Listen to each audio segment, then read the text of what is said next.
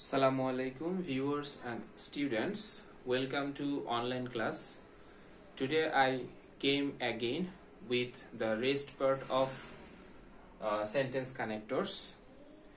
I hope that you all are busy with your studies for next online exam. I am MD Mahfuzur Rahman, Assistant Teacher, Kumila Modern High School. Today I also discuss sentence connectors. Previous class I discussed the first part of sentence connectors. Now I will discuss with the part 2 for sentence connectors. So let's start sentence connectors. শুরুতেই আমরা দ্বিতীয় প্রথম পার্টে যেই sentence কানেক্টরটা আমরা যেই বিষয়গুলো নিয়ে আমরা আলোচনা করেছিলাম, দ্বিতীয় পার্টে আমরা আরো দুই একটা টপিকস নিয়ে আলোচনা করব, তারপর আমরা এক্সারসাইজে চলে যাব। আমরা গত ক্লাসে আলোচনা করেছিলাম প্রথমে ধারাবাহিকতা বোঝাতে আমরা কি কি লিঙ্কার্স বা কানেক্টরস গুলো ব্যবহার করি। তারপরে হচ্ছে আমরা আলোচনা করেছিলাম উদাহরণ দিতে কোনগুলো আমরা আলোচনা করি। তারপর হচ্ছে সাদৃশ্য বৈসাদৃশ্য বোঝাতে কি আমরা ব্যবহার করি। তারপর হচ্ছে ব্যাখ্যা করতে আমরা কি ব্যবহার করি। আজকে আমরা জানবো 6 নাম্বার টপিকসটাতে 6 নাম্বার, যে যদি অতিরিক্ত কোনো কিছু অ্যাড করতে হয়, অতিরিক্ত কোনো কিছু আমরা অ্যাড করব, সেই ক্ষেত্রে কানেক্টরস আমরা কি কি ব্যবহার করব। তাহলে আমরা দেখি, অতিরিক্ত যে আমরা একটা বক্তব্য দিব, দেওয়ার পরে আরো কিছু জিনিস আমরা অ্যাড করতে চাচ্ছি, সেই ক্ষেত্রে আমরা কি কানেক্টরস ব্যবহার করি। সো এই ক্ষেত্রে আমরা লিখতে পারি in addition to furthermore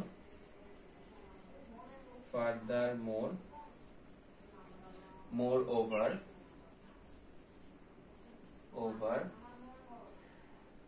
besides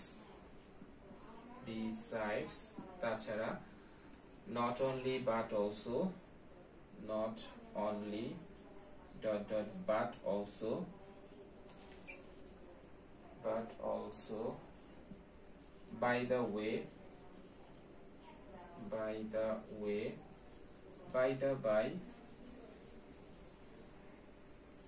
by etc. So এগুলো আমরা ব্যবহার করে থাকি যদি আমরা সেন্টেন্স কানেক্টরসে এমন একটা বাক্য দেওয়া হইলো যেটার পরে আমরা আরো কিছু সংযোজন করতে চাই, সেই ক্ষেত্রে আমরা এই কানেক্টরস গুলো সাধারণত ব্যবহার করে থাকি। এরকম আরো অনেক কানেক্টরস রয়েছে। সো আমরা একটা উদাহরণের মাধ্যমে এটা চেষ্টা করি বোঝার জন্য। I appointed a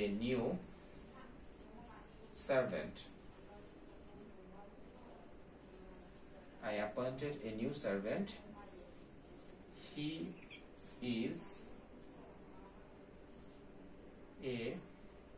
is not only a, যদি আমরা not only but also দিয়ে করি, he dash clever, so and honest. তো এখানে আমরা দেখতে পাই যে I appointed a new servant, আমি একটা নতুন সার্ভেন্ট কে অ্যাপয়েন্ট করেছি। আমি এখন তার কিছু গুণগান বলতে যাব, সেই ক্ষেত্রে আমরা কি লিখবো, he is dash a clever dash and honest. তার মানে তার সম্পর্কে আমি বাড়তি কিছু বা আরো কিছু বলতে চাচ্ছি, সেই ক্ষেত্রে আমরা এখানে not only but also এই কানেক্টরস দুইটা ব্যবহার করতে পারি। সো এই ছিল আমাদের অতিরিক্ত কোনো কিছু বলার ক্ষেত্রে কানেক্টরস ব্যবহার করা, যে আমরা যদি কোনো অতিরিক্ত কোনো কিছু ব্যবহার করতে চাই, সেক্ষেত্রে আমরা এই কানেক্টরস গুলো ব্যবহার করতে পারি। তারপর আমরা নেক্সটে চলে যাচ্ছি। আমরা মাঝে মধ্যে কানেক্টরস হিসেবে স্থানকে উল্লেখ করে থাকি, যে কোনো জায়গাকে উল্লেখ করে থাকি, সেই ক্ষেত্রে আমরা কি কি কানেক্টরস ব্যবহার করতে পারি? 7 নাম্বার, স্থানের ক্ষেত্রে যদি কোনো স্থান উল্লেখ করে, প্রায় আমাদের এই স্থানের কানেক্টরস গুলো শূন্যস্থানে ব্যবহার করতে দেখা যায়, সেজন্য এই ক্ষেত্রে আমরা লিখতে পারি হিয়ার অথবা দেয়ার, হিয়ার, হোয়ার, ইটিসি। সো এই ধরনের কানেক্টরস দ্বারা আমরা স্থানকে বুঝিয়ে থাকি। যদি কখনো কোনো শূন্যস্থানের পূর্বের ক্লজে বা বাক্যে আমাদের এমন কোন একটা জায়গার নাম বলা হয়ে থাকে, পরবর্তীতে সে জায়গাটাকে উল্লেখ করতে, পরবর্তী জায়গার ক্ষেত্রে আমরা যে শূন্যস্থানটা দেওয়া থাকে সেক্ষেত্রে আমরা দেয়ার, হোয়ার, তারপর হচ্ছে হিয়ার, এই শব্দগুলো আমরা ব্যবহার করব। যেমন একটা উদাহরণের মাধ্যমে আমরা একটু বুঝি। Comilla is a place dash I was born। যে কুমিল্লা হচ্ছে এমন একটা জায়গা যেখানে আমি জন্মগ্রহণ করেছিলাম। সো এখানে আমরা লিখতে পারি কুমিল্লার বদলে হোয়ার শব্দটা লিখতে পারি, যেখানে আমি জন্মগ্রহণ করেছিলাম। সো স্থানের ক্ষেত্রে আমরা এই ধরনের কানেক্টরস গুলো আমরা ব্যবহার করব, দেয়ার, হিয়ার, হোয়ার, যদি কোনো জায়গার কথা উল্লেখ থাকে এবং সেখানে শূন্যস্থানের জায়গাটাকেই ইন্ডিকেট করে থাকে। এখন আমরা চলে যাই পরবর্তী নিয়মে। আমরা প্রথম দিকে উল্লেখ করেছিলাম পার্ট 1-এ যে আমাদের কিছু কোঅর্ডিনেটিং কনজাংশনের কিছু কানেক্টরস রয়েছে। কোঅর্ডিনেটিং কনজাংশন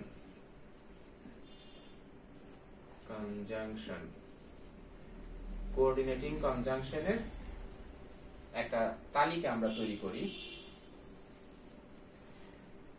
দেখি আমরা কোঅর্ডিনেটিং কনজাংশন গুলো আমরা কোথায় কোথায় ব্যবহার করতে পারি। যেমন এন্ড হচ্ছে আমাদের এটা কোঅর্ডিনেটিং কনজাংশন।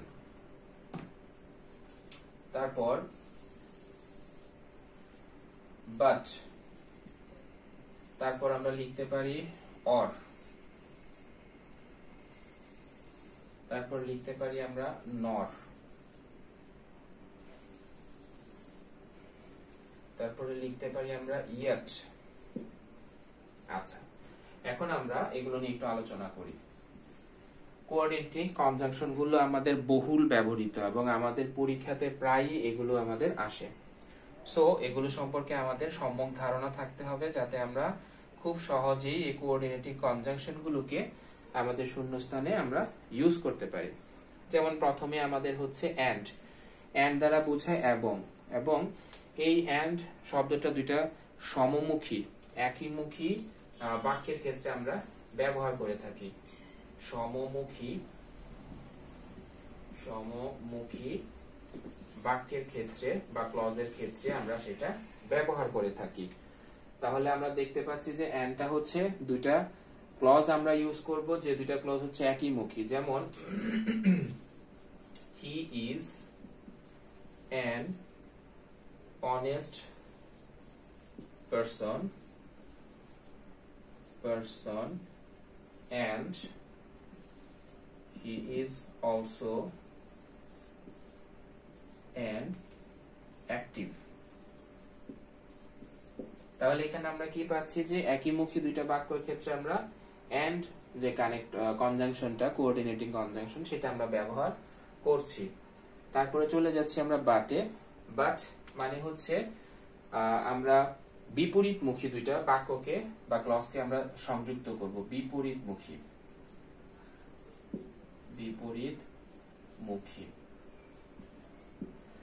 বিপরীতমুখী বলতে প্রথম ক্লজটা যা বলা হয়েছে দ্বিতীয় ক্লজটা তার ঠিক উল্টো কথা বলবে। যেমন he is a poor but he is an honest। তাহলে দেখতে পাচ্ছি যে সে হচ্ছে দরিদ্র কিন্তু সে সৎ। সাধারণত দরিদ্র হলে মানুষ সৎ থাকাটা কষ্টকর, কিন্তু এখানে আমরা দেখলাম যে সে দরিদ্র কিন্তু সৎ, তার মানে হচ্ছে দুইটা বাক্য হচ্ছে বিপরীতমুখী। তারপরে চলে যাচ্ছে অর। অর দ্বারা আমাদের দুইটা বাক্যকে বিকল্প বাক্যকে বোঝায়, যেমন হয় এটা করতে হবে, না হয় ওইটা করতে হবে। তো বিকল্পমুখী বাক্যের ক্ষেত্রে আমরা অর ব্যবহার করে থাকি সাধারণত, যেমন ডু অর ডাই, করো অথবা মরো। তার মানে হচ্ছে বিকল্প দুইটা পথের কথা বলছে এখানে। সেক্ষেত্রে আমরা কোঅর্ডিনেটিং কনজাংশন অরকে ব্যবহার করে থাকবো। নর। নর হচ্ছে আমাদের নেতিবাচক, যদি কোনো কথা লিখি আমরা, দুইটা বাক্য যেখানে নেতিবাচক বোঝায়, সেক্ষেত্রে আমরা নরকে বুঝাই যে he is not a good, he is not a good person, nor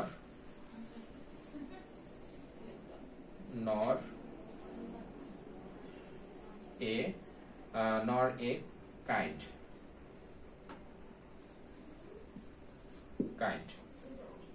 তাহলে এখানে আমরা কি পেলাম যে he is not a good person nor a kind। তার মানে হচ্ছে নর কথাটা তারা নেতিবাচক বোঝাচ্ছে, এবং সব সময় খেয়াল রাখতে হবে নরের পরে যেই ক্লজটা আমাদের থাকবে বা শব্দগুচ্ছগুলো থাকবে, সেই ক্ষেত্রে আমরা কখনোই নেগেটিভ কোনো ওয়ার্ড আমরা ইউজ করতে পারবো না, সেটা হচ্ছে নর। তারপর হচ্ছে ইয়েট।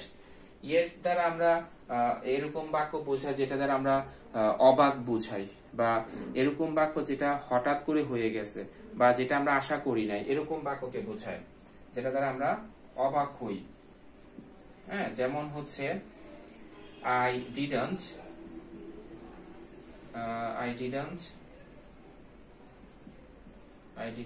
see him yet, আমি তাকে এখনো দেখলাম না। এই ধরনের বাক্যের ক্ষেত্রে যেটা দ্বারা আমরা অবাক হতে পারি, হ্যাঁ, এরকম বাক্যের ক্ষেত্রে আমরা কানেক্টরস ইয়েট ব্যবহার করে থাকি। হ্যাঁ, তো এই ছিল আমাদের কোঅর্ডিনেটিং কনজাংশন। এখন আমরা চলে যাব কিছু রিলেটিভ প্রোনাউনে, যে আমরা গত ক্লাসে অনেকগুলো কানেক্টরস এর কথা বলেছিলাম পার্ট 1 এ। সেখানে রিলেটিভ প্রোনাউনের কথাও আমাদের উল্লেখ ছিল। সো আমরা রিলেটিভ প্রোনাউনটা আমাদের খুব বেশি ব্যবহৃত হয় কানেক্টরস হিসেবে। আমরা চলে যাই রিলেটিভ প্রোনাউনে। Relative pronoun. রিলেটিভ প্রোনাউন সাধারণত হচ্ছে WH কোশ্চেন প্লাস দ্যাট, এই সবগুলোকে। WH কোশ্চেন আমরা নিশ্চয়ই চিনি। WH কোশ্চেন গুলো হচ্ছে what, which, when, where, how, এগুলো হচ্ছে আমাদের WH question. So WH question এবং দ্যাট, এই দুইটা মিলে আমাদের হচ্ছে রিলেটিভ প্রোনাউন, যারা রিলেশন বিল্ড আপ করে। হ্যাঁ, সো এখানে আমরা দেখব রিলেটিভ প্রোনাউন গুলো কিভাবে কাজ করে। হু অর্থ হচ্ছে কে অথবা যে, হুম যারা বা কারা। রিলেটিভ প্রোনাউনের ক্ষেত্রে আমরা ইউজ করব হচ্ছে যারা, যে, এগুলো। তারপর হচ্ছে হোয়াট, যেটি,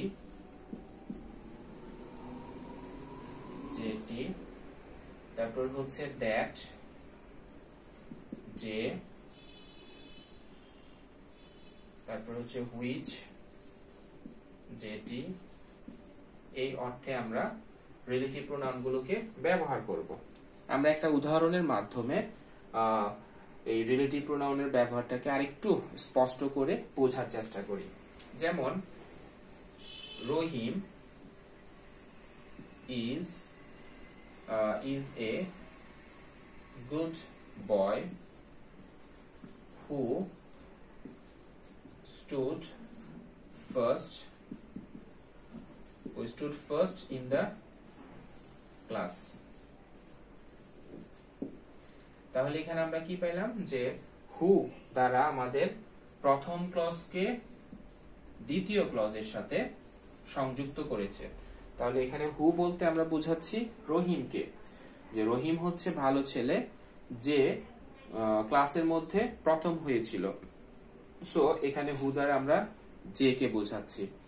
সো সাধারণত এই রিলেটিভ প্রোনাউন গুলো আমাদের এইভাবে দুইটা ক্লজকে সংযুক্ত করে কানেক্টরস এর কাজ করে থাকে। এখন আমরা চলে যাচ্ছি, আমরা একটা এক্সারসাইজ করব।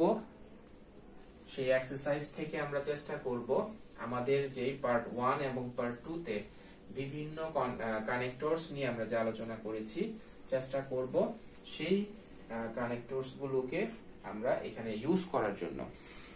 আমরা একটা বোর্ডের কোশ্চেনের সাহায্য নিব।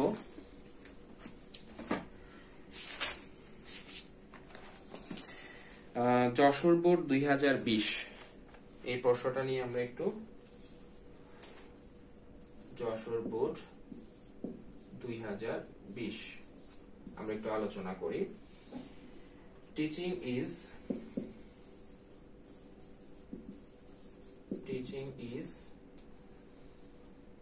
such a profession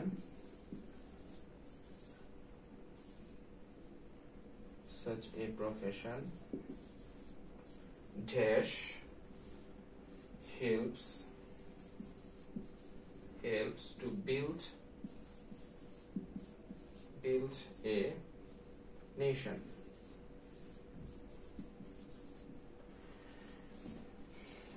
A teacher is dash a guide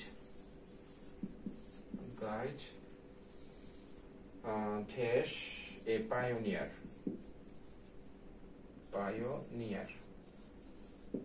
প্রশ্নটা আমি লিখে দিচ্ছি বোর্ডে।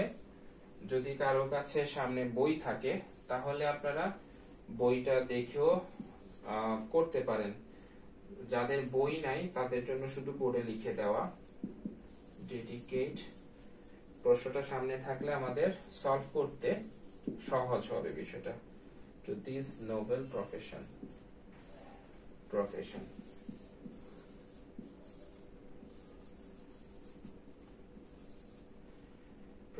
in order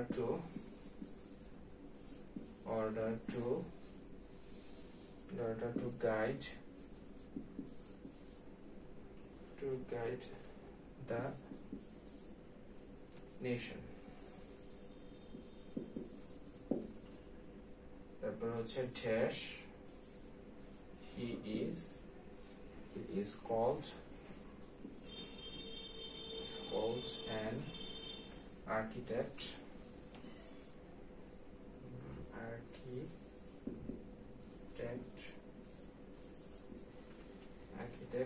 of a new society.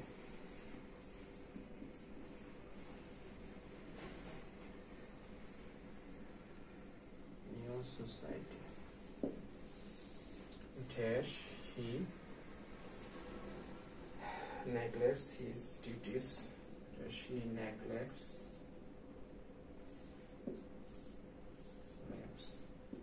his duties.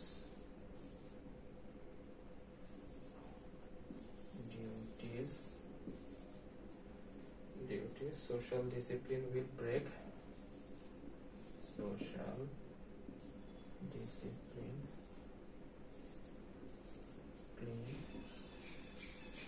Will break down.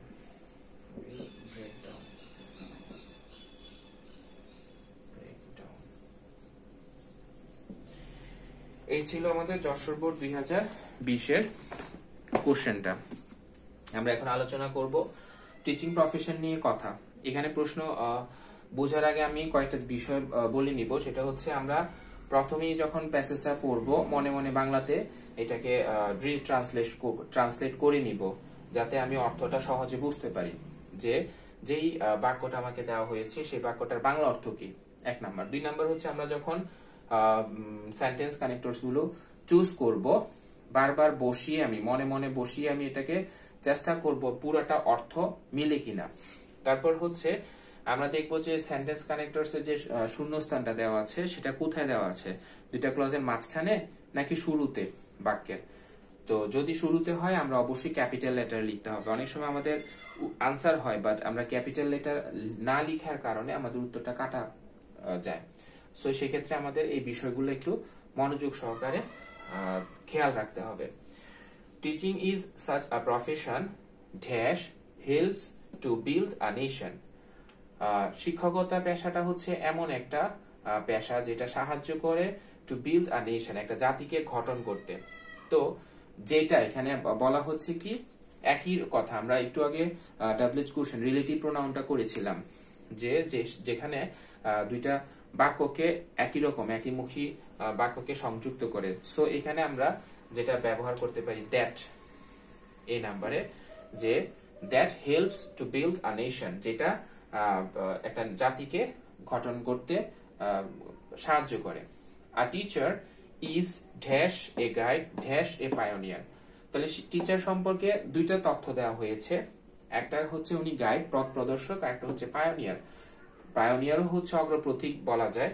So এখানে একজন সম্পর্কে দুইটা বলা হয়েছে। সো এখানে আমরা অতিরিক্ত তথ্য বলার ক্ষেত্রে আমরা যেটা লিখতে পারি যে not only but also, not only but also, but also এই কথাটা আমরা লিখতে পারি যে আ teacher is not only a guide but also a pioneer. তিনি শুধুমাত্র একজন গাইড না, পায়োনিয়ারও বটে। He has to dedicate to this noble profession. তিনি সবসময় এই প্রফেশনটাকে, এই পেশাটাকে মানে আত্ম উৎসর্গিত করে কেন? In order to guide the nation, জাতিকে পথ প্রদর্শন করার জন্য। ড্যাশ হি ইজ কল্ড, এখানে কিন্তু আমাদের ফুল স্টপের পরে নিচের লেখাগুলো যদি না বুঝে থাকেন, আমি কথাগুলো বলছি একটু মনোযোগ দিলেই বোঝা যাবে, স্পষ্ট যদি না বোঝা যায়। এখানে ফুল স্টপ আছে, তার মানে হচ্ছে এখানে কানেক্টরসটা আমরা লেখার সময় অবশ্যই এখানে অক্ষরটা, প্রথম অক্ষরটা আমরা ক্যাপিটাল লেটার লিখবো। যে dash he is called an architect of a new society. তো এখানে যেহেতু একটা তথ্য দেওয়ার পরে একটা ফলাফলে উপনীত হয়েছে, সেজন্য আমরা এখানে তাই কথাটা লিখতে পারি। তার মানে হচ্ছে এখানে আমরা সো লিখতে পারি, যে সো হি ইজ কল্ড, তাই তাকে বলা হয় an architect of a new society, নতুন একটা সমাজের আর্কিটেক্ট, স্থপতি বলা হয়। তারপরে হচ্ছে ফুল স্টপের পরে আবারও ড্যাশ, তার মানে হচ্ছে এখানেও আমরা ক্যাপিটাল লেটার লিখতে হবে। Dash he neglects his duties, social discipline will break down. এখানে আমাদের বলা হয়েছে সে অবহেলা করে তার ডিউটিকে, তার কাজটাকে অবহেলা করে, সমাজের যে শৃঙ্খলা সেটা ভেঙে যাবে। তার মানে বোঝা যাচ্ছে এখানে শর্ত দিচ্ছে যে যদি সে তার ডিউটিটাকে অবহেলা করে তাহলে সে তার সমাজের আমাদের যে শৃঙ্খলা রয়েছে সেটা ভেঙে যাবে। তাছাড়া এখানে দেখা যাচ্ছে প্রথম ক্লজটা হচ্ছে প্রেজেন্ট টেন্স, দ্বিতীয় ক্লজটা হচ্ছে আমাদের ফিউচার ইনডিফিনিট। তার মানে আমরা কন্ডিশনাল সেন্টেন্সে ফার্স্ট কন্ডিশনালে দেখেছিলাম যে ফার্স্ট কন্ডিশনাল স্ট্রাকচার হচ্ছে ইফ এর পরে যদি প্রেজেন্ট ইনডিফিনিট হয়, পরের ক্লজটা আমরা তিনটা ভাবে লিখতে পারি, ফিউচার ইনডিফিনিট, ইম্পারেটিভ অথবা মডেল অক্সিলারি ভার্ব যুক্ত বাক্য। সো এখানে যেহেতু আমরা প্রথমটা প্রেজেন্ট ইনডিফিনিট দেখতে পাচ্ছি, পরেরটা আমরা ফিউচার ইনডিফিনিটে লিখতে পারবো। সো এখানে আমরা ইফ লিখবো, আইটা ক্যাপিটাল লেটারে, তারপর স্মল লেটারে। সো এই ছিল আমাদের সেন্টেন্স কানেক্টরস এর একটা এক্সারসাইজ। আশা করি আমরা সবাই এটা বুঝতে পেরেছি। সো এইভাবেই আমরা আমাদের পরীক্ষাগুলোতে যখন শূন্যস্থান আসবে আমরা বুঝে, বাংলা অর্থটাকে বুঝে, তারপরে শব্দ কানেক্টরসটাকে বসিয়ে দেখবো যে এটার অর্থের সাথে সামঞ্জস্যপূর্ণ কিনা, তারপর আমরা লিখব। আশা করি আমাদের পার্ট 1 এবং পার্ট 2 আপনাদের বোধগম্য হয়েছে এবং সহজভাবে আপনারা বুঝতে পেরেছেন, এবং পরবর্তী পরীক্ষাগুলোতে আশা করব আপনারা কানেক্টরসে অন্তত পক্ষে ভালো রেজাল্ট করবেন। এই আশা ব্যক্ত রেখে আজকে এতটুকু। আসসালামু আলাইকুম।